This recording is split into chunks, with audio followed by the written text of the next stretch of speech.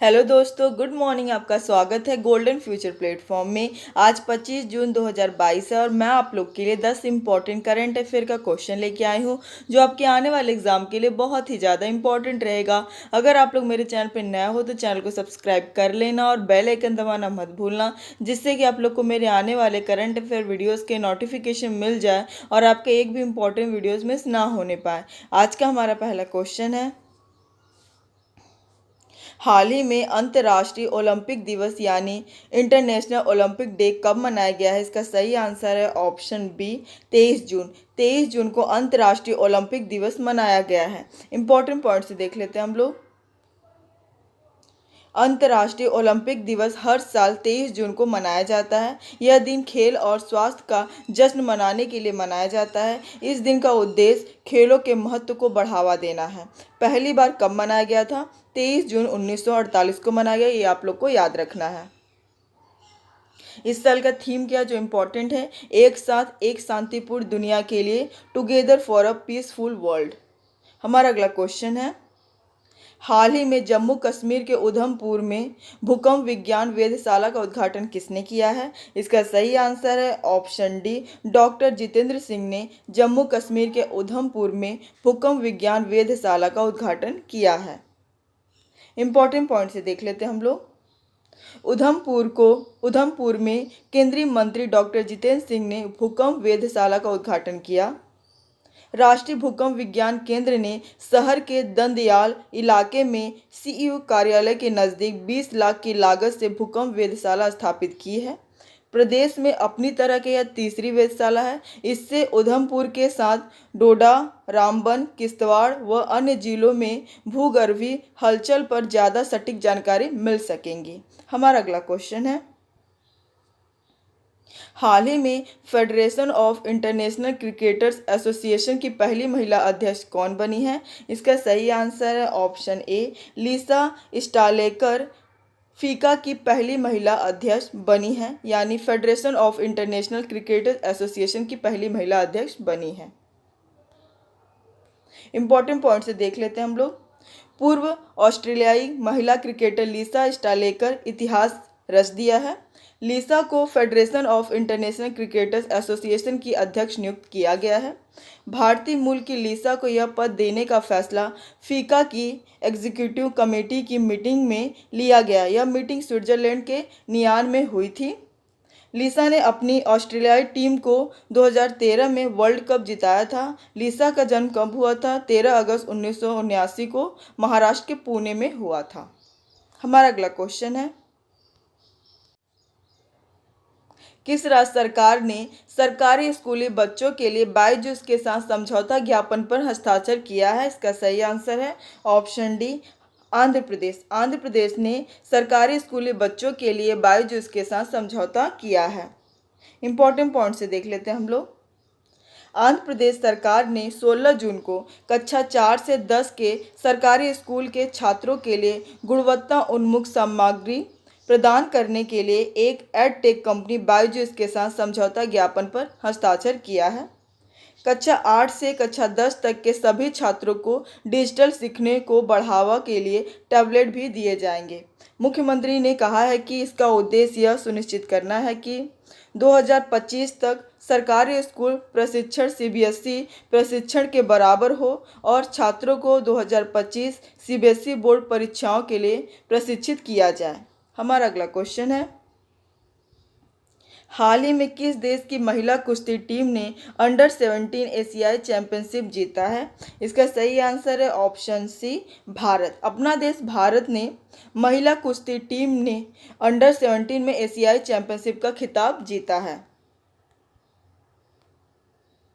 भारत की महिला कुश्ती टीम ने किर्गिस्तान के बिश्केक में अंडर 17 एशियाई चैंपियनशिप का खिताब जीत लिया है।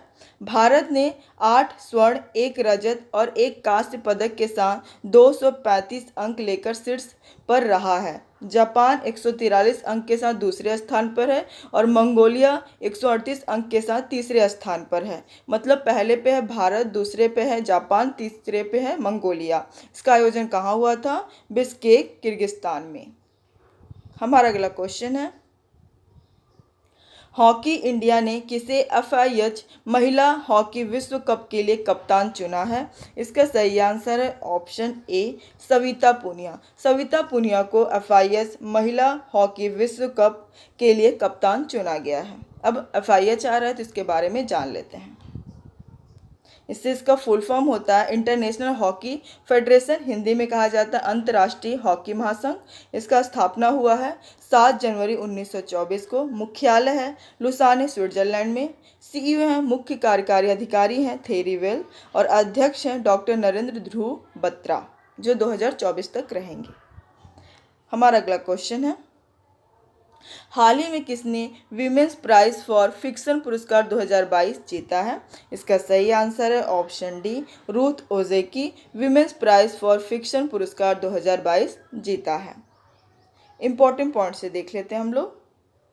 प्रसिद्ध अमेरिकी कनाडाई लेखिका, फिल्म निर्माता और जैन पुजारी रूथ ओजेकी ने इस साल उनके उपन्यास the book of form and emptiness के लिए वुमेन्स प्राइज फॉर फिक्शन पुरस्कार जीता है। ओजेकी का चौथा उपन्यास the book of forms and emptiness एक 13 वर्षीय लड़के की कहानी बताता है जो अपने पिता की दुखद मृत्यु के बाद उससे बात करने वाली वस्तुओं की आवाज़ें सुनना शुरू कर देता है। आप लोग इस क्वेश्चन में देख रहे हैं फातिमा पेमान को।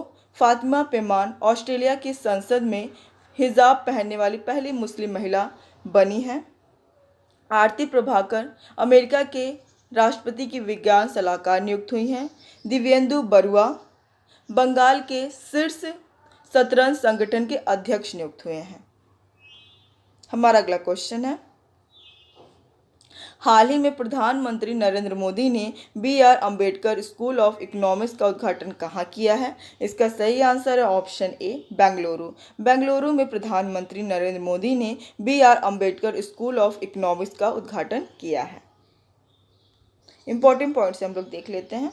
प्रधानमंत्री नरेंद्र मोदी ने doctor BR Ambedkar school of economics यानी बेस विश्वविद्यालय के नए परिसर का उद्घाटन किया है और परिसर में स्थापित भारतीय संविधान के शिल्पकार की एक प्रतिमा का भी अनावरण किया गया है। इस कार्यक्रम में उन्होंने 150 प्रौद्योगिकी हब का भी अनावरण किया, जिन्हें पूरे कर्नाटक में औद्योगिक प्रशिक्षण संस्थानों की बदल कर विकसित किया गया है। अब कर्नाटक में हो रहा तो कर्नाटक के बारे में जान लेते हैं। राजधानी है बेंगलुरु, मुख्यमंत्री है बसवराज बोम्मई, राज्यपाल है थावरचंद गहलोत। हमारा अगला क्वेश्चन है, हाल ही में one nation one ration card लागू करने वाला 36वां राज्य कौन सा बना है? इसका सही आंसर है option B Assam. Assam one nation one ration card लागू करने वाला 36वां राज्य बना है। इंपॉर्टेंट पॉइंट से देख लेते हैं हम लोग। Assam one nation one ration card योजना को लागू करने वाला 36वां राज्य बन गया है।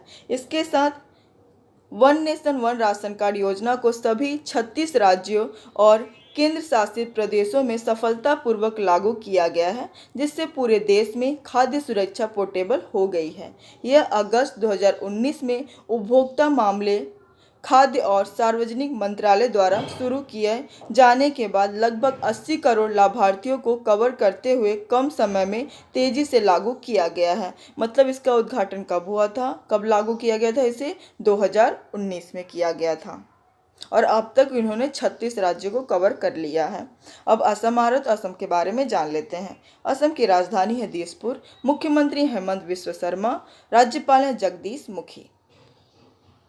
हमारा अगला क्वेश्चन और आखिरी क्वेश्चन है, किस देश ने प्रवासी घरेलू कामगारों के लिए न्यूनतम आयु में संशोधन किया है? इसका सही आंसर है ऑप्शन बी, श्रीलंका। श्रीलंका देश ने प्रवासी घरेलू कामगारों के लिए न्यूनतम आयु में संशोधन किया है। इंपॉर्टेंट पॉइंट से हम लोग देख लेते हैं। श्रीलंका में सरकार ने घरेलू सहकारियों के रूप में विदेशी रोजगार के लिए जाने वाली महिलाओं की न्यूनतम आयु सीमा में संशोधन कर 21 वर्ष की आयु कर दी है। हालांकि सऊदी अरब के लिए न्यूनतम आयु 25 वर्ष और मध्य पूर्व के अन्य देशों के लिए 23 वर्ष निर्धारित की गई है। सऊदी अरब के अलावा अन्य मध्य पूर्व के देशों के लिए न्यूनतम आयु 21 वर्ष घोषित की गई है। अब श्रीलंका कर रहा है तो श्रीलंका के बारे में जान लेते हैं। श्रीलंका की राजधानी है श्री जयवर्धने पुरीकोट्टे, मुद्रा है श्रीलंकाई रुपया, राष्ट्रपति है गोतबया राजपक्षे और प्रधानमंत्री अभी हाल ही में नियुक्त हुए थे रानिल विक्रमसिंघे।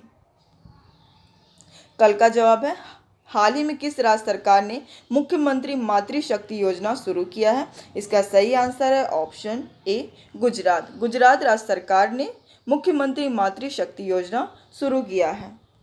आज का सवाल है हाल ही में Gautam Adani the man who change India नामक पुस्तक किसने लिखी है? इसका सही आंसर आप लोग कमेंट बॉक्स में दीजिएगा। आज के लिए बस इतना ही। मेरे YouTube चैनल पे आप लोग बने रहिए और इसे सब्सक्राइब करना और बेल आइकन दबाना मत भूलिएगा। Thank you for watching.